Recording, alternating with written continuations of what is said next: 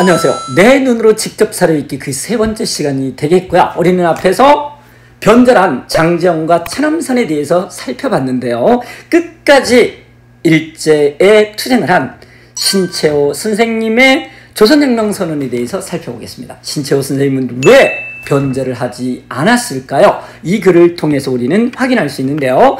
조선혁명선언은 1923년에 쓰여지게 됩니다. 누가 부탁을 했냐면요, 바로 1919년 11월 달에 만주에서 의열단을 결성을 했었던 김원봉, 원봉이가 신채호 선생님을 찾아가서 부탁을 하게 됩니다.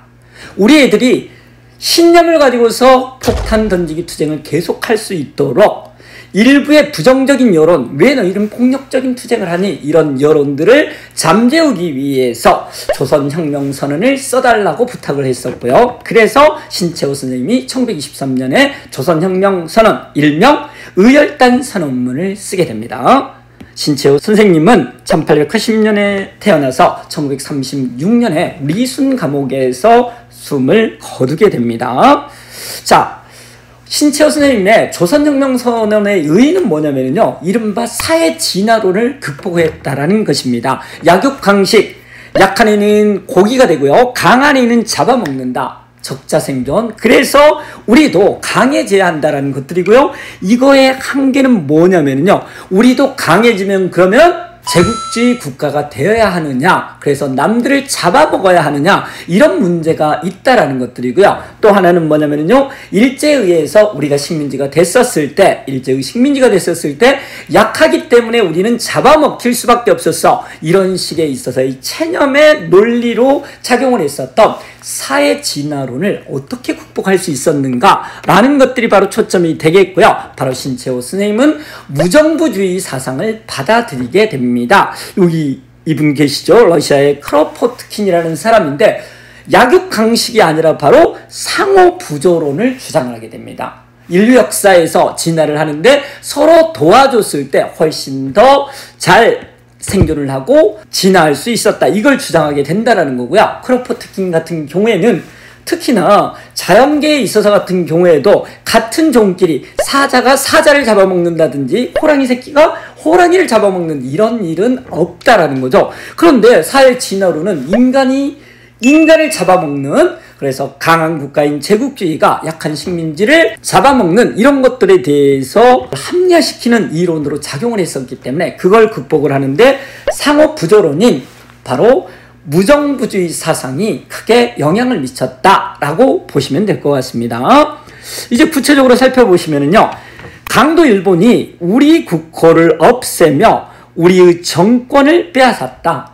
결론적으로 말을 하면 강도 일본을 계속 강조를 하는 것들인데요. 우리의 생존의 필요 조건을 일제가 모두 다 빼앗아갔다. 그러면 신채호 선생님이 경제의 생명인 산림하천, 철도, 광산, 어장 등을 모두 빼앗아가고요, 소공업의 원료까지 다 빼앗아갔다. 그래서 모든 생산 기능을 칼로 베며 도끼로 끊어냈다라고 말을 하고 있습니다. 우리는 일본 강도 정치, 곧 이민족의 정치가 조선민족 생존을 하는데 적이다. 따라서 얘네들을 몰아내야지만이 조선민족이 생존을 할 수 있다. 이렇게 말을 하는 것들이고요. 이거를 선언하는 동시에 우리는 혁명수단으로서 우리 생존의 적인 강도 일본이 되겠습니다. 이걸 멸망시켜야지만이 우리 민족이 생존할 수 있다. 그래서 이거 같은 경우는 우리의 정당한 수단임을 선언한다. 이렇게 시작을 하고 있습니다. 그 다음을 보시면요, 이제 일제에 타협하려는 운동 경향이라든지, 그래서 외교론이라든지 이런 것들에 대해서 비판을 하고 있습니다. 먼저 보시면요, 내정 독립이라든지 참정권, 자치 운동을 주장하는 자가 누구이냐, 이렇게 말을 하고 있습니다. 누구일까요? 바로 김성수라든지 이강수 같은 사람이 되겠는데, 너희들은 동양평화라든지 한국 독립의 보전 등을 담보한 맹약 약속들을 모두 어기고 일제가 우리 삼천리 강토를 집어먹었던 역사를 잊었느냐? 따라서 자치운동 이런 거 같은 경우는 성립할 수가 없는 거다. 일제에 있어서의 술책에 놀아나는 거다. 이렇게 비판을 하고 있고요. 강도 일본을 쫓아낼 것을 주장하는 가운데 다음과 같은 논자들이 있으니 비판하는 것들에서 외교론을 첫 번째 비판을 하고 있습니다. 이승만 같은 사람들이 되겠죠.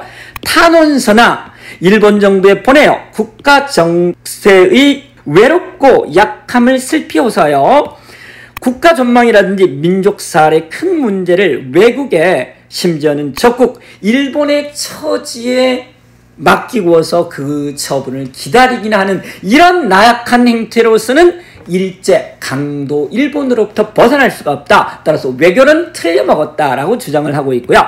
두 번째를 보시면 준비론이 되겠습니다. 안창호 같은 사람들이 되겠는데요. 강도 일본이 정치, 경제 양방면으로 모두 다 우리 것들을 빼앗았다라는 것들이죠. 경제가 날로 어려워지고 곤란해지고 생활기관을 전부 빼앗겨서 입고 먹을 방법조차도 단절되어 있던 때, 그 무엇으로 군인을 양성을 하며 양성한다 한들 일본 전투력의 100분의 1도 되지 않는다. 이걸 가지고서, 이걸 준비해서 일제하고 어떻게 싸우며 독립할 수 있겠느냐, 이걸 주장을 한다라는 거죠.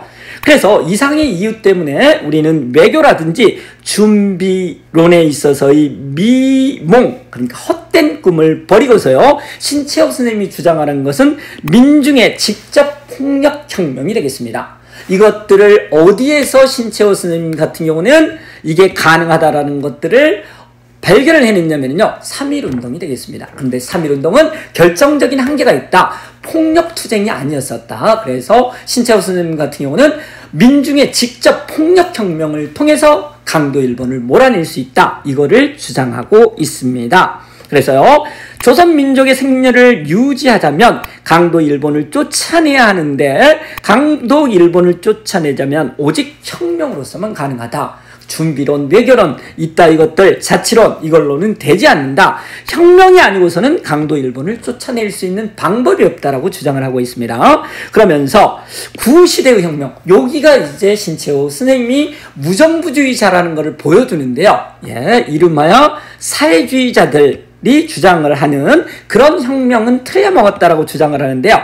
인민이 국가의 노예가 되고, 스탈린의 소련의 치하를 보면 될 것 같습니다. 그 위에 인민을 지배하는 상전, 곧 특수세력, 관료주의 세력들이 되겠고요. 이 세력들이 이른바 혁명이라는 것은 특수세력의 이름 바꾸는 것에 불과하다. 그 이전에 자본가라든지 지주가 있었다 그러면은 이제 공산당에 있어서의 관료들이 바로 인민들을 착취하고 있다, 이렇게 보게 되는 것들이고요. 그거를 거부를 하고 신채호 스님 같은 경우는 민중이 곧 자신을 위해서 하는 혁명인 거로 민중의 혁명, 직접 혁명, 그것도 더 중요한 거는 민중의 직접 폭력혁명이 되겠습니다. 이렇게 주장을 하고 계시고요. 혁명의 길은 파괴에서부터 시작을 한다. 이게 바로 무정부주의자의 진수가 되겠습니다. 바로 혁명의 길이 파괴고요. 파괴를 통해서 혁명이 시작이 된다라고 주장을 하고 있는데요.